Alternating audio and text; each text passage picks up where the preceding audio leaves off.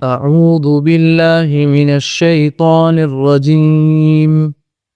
بسم الله الرحمن الرحيم. الرحمن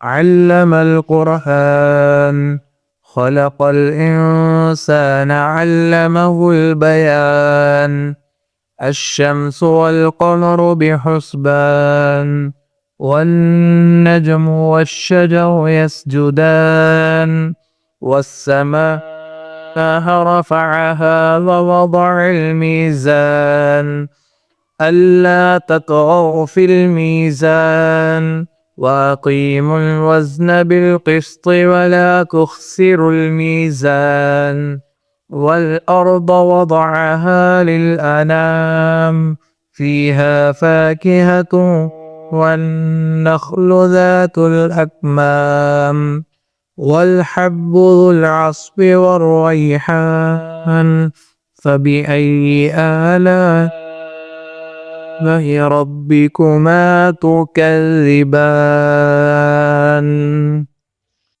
صدق اللہ العظیم. یہ سورہ رحمان پڑھی گئی. یہ سورہ رحمان مدنی ہے اور اس میں 78 آیات ہیں. شروع کرتا ہوں اللہ کے نام سے جو بڑا مہربان نہایت رحم کرنے والا ہے. الرحمن علم القرآن. رحمان نے قرآن کی تعلیم دی. سورے کی ابتدا اللہ تعالیٰ کے سب سے بڑے عطیے یعنی اللہ کا سب سے بڑا گفٹ اور سب سے اونچی نعمت سے ذکر کی گئی اور اس میں فرمایا گیا کہ رحمان نے قرآن کی تعلیم دی یعنی قرآن نازل کیا جو اس کے عطایا میں سے سب سے بڑا عطیہ ہے یعنی گفٹس میں سے سب سے بڑا گفٹ اور اس کی نعمتوں میں سے سب سے اونچی نعمت بھی ہے اور رحمت بھی ہے.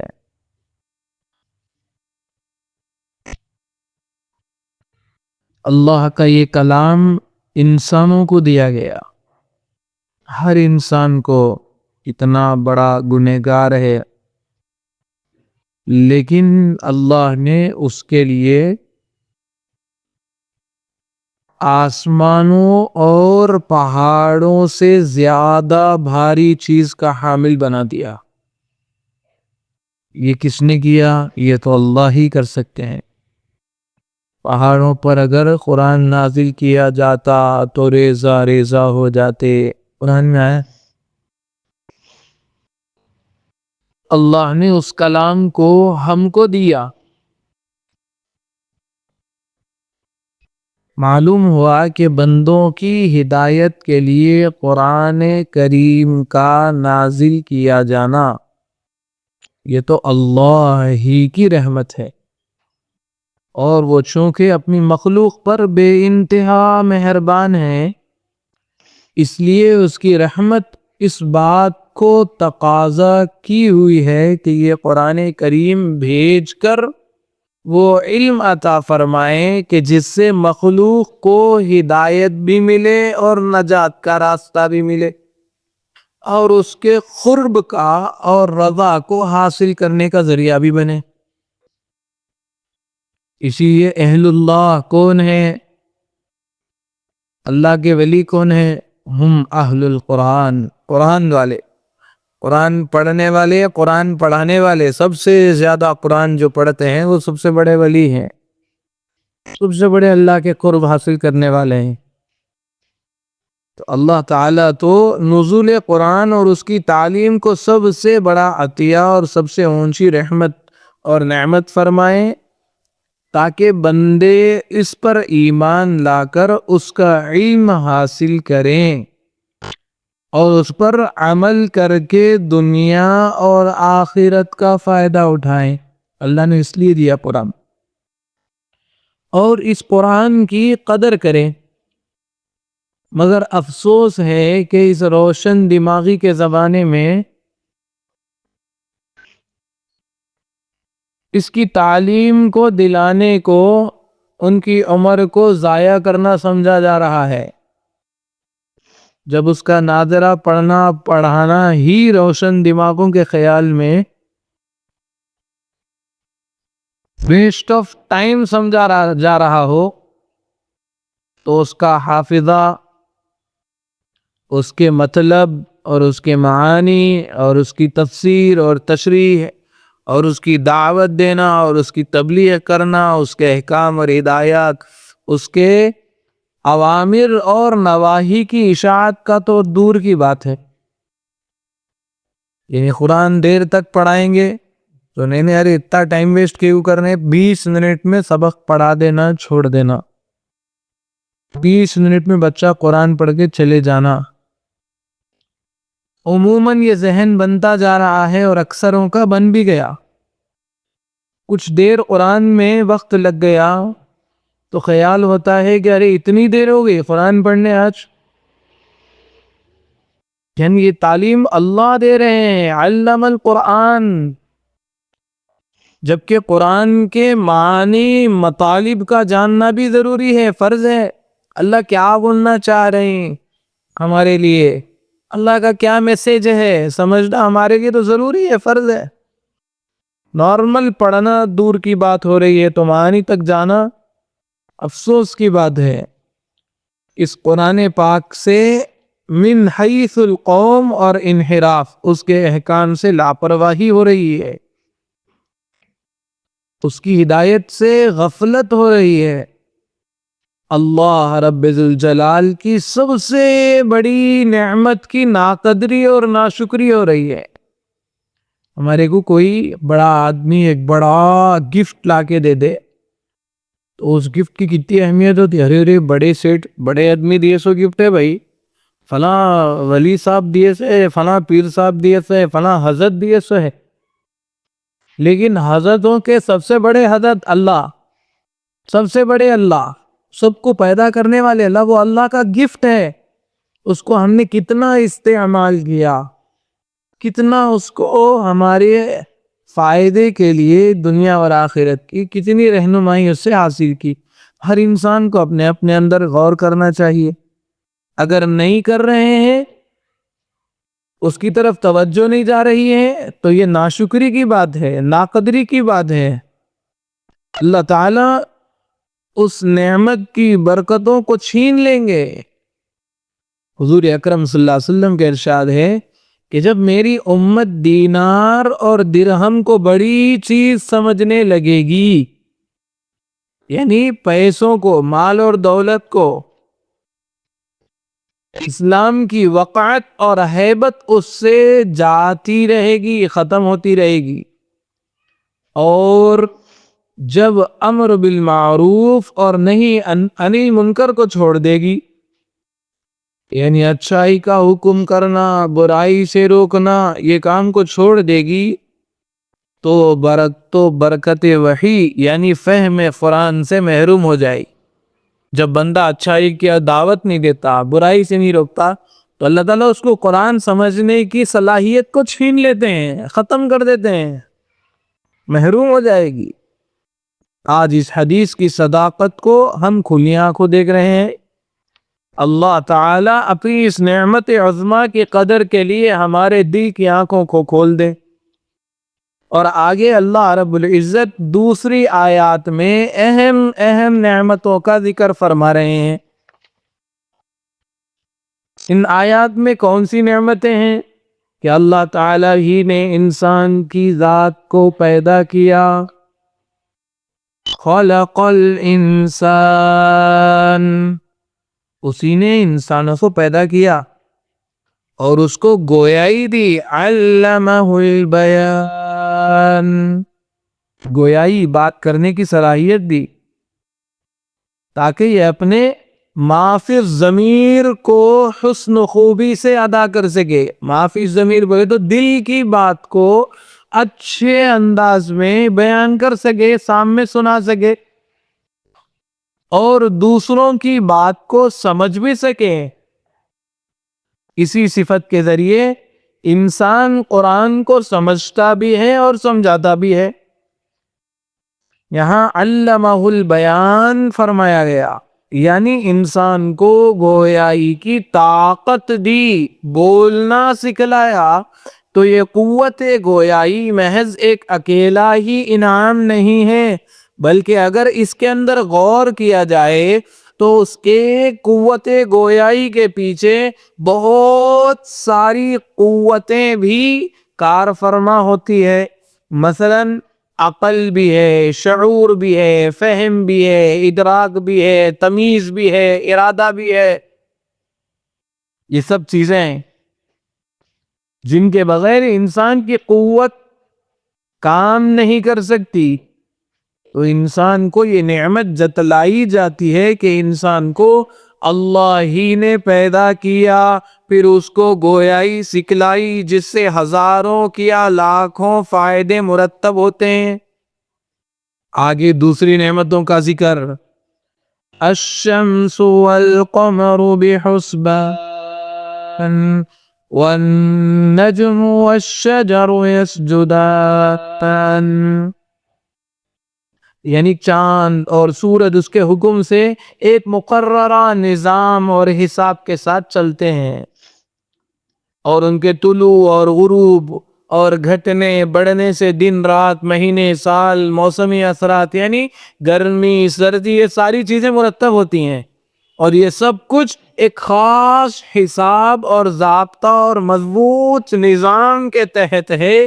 مجال نہیں ہے کہ چاند سورج اپنا راستہ اور دائرہ کار سے الگ ہو جا سکے یا باہر قدم رکھ سکے، جس کو ہم کیا بولتے، وہ پلانٹس کیا ہے، اس کے آربٹس میں گھومتے نا، تو وہ آربٹس جو اس کے گول دائرے رہتے ہیں، ایک پلانٹ دوسرے پلانٹ کے دائرے میں نہیں جا سکتا، اپنی جگہ سے ہٹ بھی نہیں سکتا. نہ چاند ہٹ سکتا، نہ سورج ہٹ سکتا، نہ ایک جتنے پلانٹس 9 ہم پڑھتے ہیں اور بھی زیادہ ہیں، یہ اپنی دائرے سے اپنے آربٹ سے ہٹ ہی نہیں سکتے، اپنی جگہ سے نہیں ہٹ سکتے، اپنی خودی سے نہیں ہٹ سکتے. اللہ نے طے کر دیا، بنا دیا اور اپنی شان بتلائی.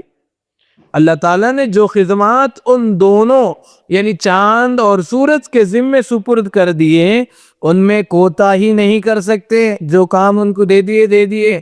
سورج کا کام ہے دھوپ میں گرمی دینا، تو سورج گرمی دیتا، بارش نہیں برساتا. کہیں دیکھے سورج بارش برسا دو، سورج جو ہے ایک دم ابر لا رہی، سورج سے بارش برس رہی، گرمی کے دنوں میں ایک دم سورج سے گر رہی ایک ہی جگہ پہ، ایسا تو نہیں ہوا. چاند فل مون ڈے ہے لیکن اتنی گرمی ہو رہی، چاند کے نیچے ٹھہرے ہوئے بھی ایک دم دن کے اجالے کے جیسا دکھ رہا، پورا دوپہر میں کہتی دکھتی، ایسا تو نہیں ہو سکتا. تو یہ کوتاہی کر نہیں سکتے، یہ ہما وقت ہر وقت انسان کی خدمت میں مشغول ہے، چاند بھی سورج بھی. پھر دوسری نعمتیں آگے ذکر کر رہے ہیں کہ یہ بے تنا درخت کے جیسے پودے، بیل بوٹے، ترکاریاں، سبزیاں، خربوزہ، تربوز وغیرہ کی بیلیں اور تنہ دار درخت دونوں اللہ کے حکم کے مطیع ہیں. یہ جو درخت کے کسی کو سٹیمز ہے، کسی کا روٹ سسٹم ہے، کسی کو اوپر پھل لگ رہے ہیں، کسی کو نیچے پھل لگ رہے ہیں، یہ سارے کبھی کبھی سنے ہوں گے جیسا سیب جو ہے جھاڑ کو لٹک رہا، ویسا کبھی آلو لٹکا نہیں لٹکتا. پیاز کی پتی کو نیچے پیاز آ رہی، کبھی دیکھے اوپر پیاز آ رہی نہیں آئی. گھاس کبھی جھاڑ کو لگ گئی اوپر ایسا لٹک رہی، نیچے گھاس، ایسا تو نہیں ہو سکتا. اللہ نے سب کو اپنے اپنے انداز میں اپنے حکم کے مطابق ان کا مطیع بنا دیا. اللہ نے جس کو جیسا تیار ہونا ہے ویسی تیار ہونا ہے. طے کر دیا، انسان ان کو اپنے کام میں لائیں تو وہ انکار نہیں کر سکتے۔ آگے ایک اور نعمت کا ذکر فرمایا، کیا ہے؟ وَالسَّمَاءَ رَفَعَهَا وَوَضَعَ الْمِيزَانَ، اور آسمان کو اسی نے اونچا کیا، اوپر کیا۔ کتنا اونچا کیا کہ انسانی عمارتیں، اونچے سے اونچے مینار، گنبد، اور اونچے سے اونچے پہاڑ، اور بلند سے بلند تر ہوائی جہازوں پر پرواز اس میں بآسانی اور بفراغت سما جاتے ہیں۔ آگے ایک اور نعمت یہ بیان کی کہ اسی نے دنیا میں ترازو رکھ دیا، یعنی ایسی کارآمد چیز ایجاد کر دی تاکہ تم تولنے میں کمی بیشی نہ کر سکو۔ اب اگر غور کیا جائے کہ انسان کے پاس بڑی اور چھوٹی، بھاری اور ہلکی چیزوں کے وزن کرنے کا آلہ تو موجود نہ ہوتا تو تجارت، خرید فروخت، لین دین، سارے کاروباری دھندے کیسے وجود میں آتے؟ یہ تو اللہ ہی بولے کہ تولنے کے لیے یہ بناؤ۔ اب یہ انسان بنا لیا کہ اس سے یہ تولنا ہے، اس سے یہ تولنا ہے، ترکاری تولنے کا ترازو الگ، بڑے چیزاں تولنے کا ترازو الگ، پھر اس کے باٹ الگ، اس کا یہ الگ، ہر چیز کی الگ الگ اللہ نے بنا کے رکھ دی، اور انسان کو عقل دے دی کہ وہ بناتے گئے اور ترازو کے اندر ہر چیز خریدو فروخت چلتے گیا۔ اگر ترازو نہیں ہوتا، اللہ نے نہیں تیار کیا ہوتا، نہیں دیا ہوتا وہ چیز بنانے کی صلاحیت، اور اس کا میزان، اس کا انداز نہیں بتایا ہوتا، تو انسان کیسے خرید و فروخت کرتا؟ نہیں کر سکتا، اور کمی بیشی ہو جاتی تھی۔ پاؤ کلو بولے تو آدھا کلو دے دیتا، آدھا کلو بولے تو اچھا نیک رہا تو دیتا، ویسا نہیں تو کیا کرتا؟ پاؤ کلو جا کے پوچھے تو چھٹاک دے کہ یہ پاؤ کلو ہے، تمہیں کو نہیں معلوم، میں کیا حوالہ بنا کے بیچ دیتا اور لوگوں کا حق مار دیتا۔ اسی لیے اللہ نے ترازو قائم کیا تاکہ کمی بیشی نہ ہو، چونکہ اس میزان کے ساتھ بہت سے معاملات کی درستی ہے، حقوق کی حفاظت وابستہ تھی۔ اس لیے آج ہدایت فرما دیا کہ وضع میزان کی یہ غرض جب ہی حاصل ہو سکتی ہے کہ نہ لیتے وقت زیادہ تولو، نہ دیتے وقت کم کرو، اوزان باٹ وغیرہ میں کمی بیشی نہ ہو، نہ تو تولتے وقت ڈنڈی ماری جائے بلکہ بغیر کمی بیشی کے دیانت داری کے ساتھ بالکل ٹھیک ٹھیک برابر سرابر تولا جائے۔ آگے ایک اور نعمت یہ ذکر فرمائی کہ اللہ تعالیٰ ہی نے خلقت کے فائدے کے واسطے زمین کو رکھ دیا، اس پر آرام سے چلیں پھریں اور کاروبار جاری رکھیں، اور زمین کی پیداوار یعنی ہر قسم کے نباتات، میوے، پھل اور سبزیاں، ترکاریاں، کھجور کے درخت، یہ سب نعمتیں انسان ہی کے کام آنے کے لیے ہیں۔ جس طرح غلہ انسان کے لیے ضروری ہے، بھوسی بھوسا، گھاس وغیرہ جانوروں کی غذائیں ہیں، اور بعض چیزیں زمین سے وہ پیدا ہوتی ہے جو کھانے کے کام میں نہیں آتی لیکن اس کی خوشبو وغیرہ سے فائدہ اٹھایا جاتا ہے۔ اب ان متعدد نعمتوں کو گنا کر جنات اور انسان دونوں کو خطاب فرمایا، فَبِأَيِّ آلَاءِ رَبِّكُمَا تُكَذِّبَانِ، یعنی اوپر کی آیات میں جو اللہ تعالیٰ کی عظیم الشان نعمتیں اور قدرت کی نشانیاں بیان کی گئی ہیں، تم ان میں سے کس کس کے جھٹلانے کی جرأت کرو گے؟ کیا یہ نعمتیں اور نشانیاں ایسی ہیں جن میں سے کسی کا انکار کیا جا سکے؟ علماء نے ایک حدیث صحیح کی بنا پر جس کا ذکر کر دوں، گزشتہ درس میں بھی ہوا کہ لکھا ہے کہ جب کوئی شخص یہ آیات فَبِأَيِّ آلَاءِ رَبِّكُمَا تُكَذِّبَانِ سنے تو جواب میں کہے، اے ہمارے رب، ہم آپ کی کسی نعمت کو نہیں جھٹلاتے، اور سب حمد و ثنا آپ ہی کے لیے ہے۔ جب بھی یہ آیت ہمارے سامنے آ جائے، فَبِأَيِّ آلَاءِ رَبِّكُمَا تُكَذِّبَانِ، تو انسان کو فوری کہنا چاہیے کہ اے اللہ ہم آپ کی کسی نعمت کو نہیں جھٹلاتے ہیں، ساری تعریفیں اے اللہ آپ ہی کے لیے ہیں۔ نماز کے اندر آئی تو نہیں پڑھنا ہے، یہ خالی بیٹھ کے آپ قرآن پڑھ رہے ہیں، آپ قرآن سن رہے ہیں ٹیپ ریکارڈ میں لگا کے، یا پھر کسی طرح سے سورہ میں یہ آیت سن رہے ہیں، جب بھی یہ آیت آئے گی تو ہم کو دل میں یہ تو کم سے کم زبان سے کہیں گے تو ایمان تازہ ہوگا، اللہ پہ یقین بڑھ جائے گا۔ اب یہاں سمجھیے کہ اللہ تعالیٰ کی نعمتوں میں سے دنیا میں سب سے بڑی نعمت اللہ نے قرآن کریم کہا ہے، نعمت قرآن کریم ہے، جس کے ذکر سے سورہ کی ابتدا بھی کی گئی، اور سب سے پہلے تعلیم قرآن کا ذکر فرمانے کے بعد انسان کی تخلیق اور پیدائش کا ذکر کیا گیا، جس میں اس طرف اشارہ ہو گیا کہ تخلیق انسان کا اصل مقصد ہی تعلیم قرآن ہے، اور اس کے بتائے ہوئے راستے پر چلنا، جیسا کہ 27ویں پارے میں سورۃ الذاریات میں فرمایا گیا، وَمَا خَلَقْتُ الْجِنَّ وَالْإِنسَ إِلَّا لِيَعْبُدُونَ، یعنی ہم نے جنات اور انسانوں کو صرف اسی لیے پیدا کیا ہے کہ وہ ہماری عبادت کیا کریں، اور ظاہر ہے کہ عبادت بغیر تعلیم قرآن کے نہیں ہو سکتی۔ اب کوئی نماز پڑھ رہے بھائی اللہ اکبر بول کے خالی ہاتھ بھر لے کے منہ ہلا لے بول کے منہ ہلا لے کے رکوع میں چل گئے کھڑ گئے تو ان کی نماز ہوتی نہیں ہوتی۔ سورہ فاتحہ پڑھنا ہے، ضم سورہ پڑھنا ہے، رکوع کی تسبیح کرنا ہے، اور اللہ اکبر کیسا ہاتھ بننا، کیسا رکعت بننا، کیسا رکوع میں جانا، کیسا سجدہ کرنا۔ نماز میں اگر جماعت سے پڑھ رہے ہیں، کبھی عمرے کو چلے گئے، حج کو چلے گئے، خواتین کبھی جماعت سے نماز نہ پڑھتے تو رکعت چھوٹ گئی تو کیسا پڑھنا، جینٹس گھر مسجد میں نماز میں رکعت چھوٹ گئی تو کیسا پڑھنا، چھوٹی گئی نمازوں کو کیسا پڑھنا۔ یہ سب چیزیں جب تعلیم حاصل کریں گے تب جا کر عمل کرنا آسان ہوگا۔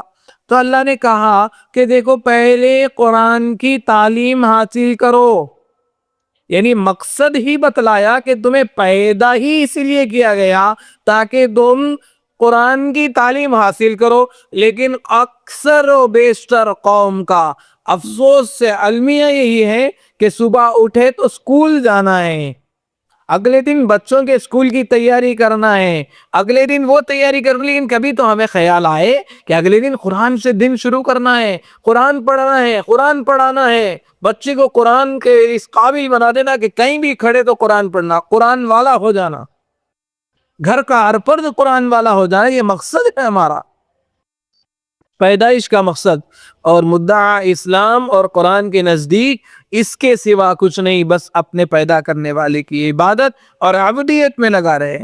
اور عبادت صرف نماز روزہ ہی کا نام نہیں ہے، بلکہ عبادت کا مفہوم یہ ہے کہ زندگی کے ہر ہر لمحے میں، ہر گوشے میں اور ہر وقت میں اللہ تعالی کی مرضی اور اس کے حکم کو اس طرح بجا لانا جیسا کہ اس کے رسول صلی اللہ علیہ وسلم نے تعلیم دی اور ہدایت دی۔